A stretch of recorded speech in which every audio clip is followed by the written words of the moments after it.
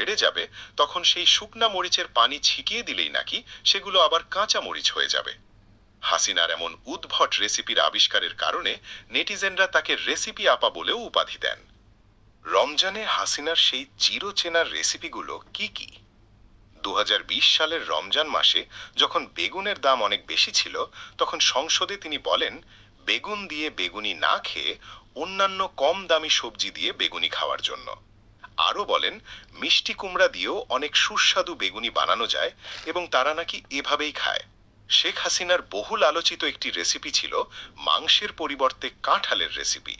মাংসের দাম বেড়ে যাওয়াতে তিনি মাংসের বদলে কাঁঠাল খেতে বলেছিলেন। ২০১৯ সালে পেঁয়াজের দাম অনেক বেড়ে গিয়েছিল। পেঁয়াজের দাম বেড়ে যাওয়া নিয়ে তাকে প্রশ্ন করা হলে তিনি বলেন পেঁয়াজ ছাড়াও রান্না হয়।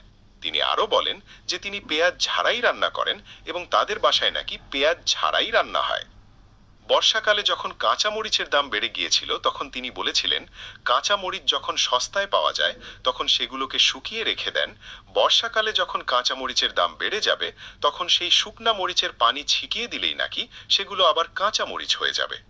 হাসিনার এমন উদ্ভট রেসিপির আবিষ্কারের কারণে নেটিজেনরা তাকে রেসিপি আপা বলেও উপাধি দেন।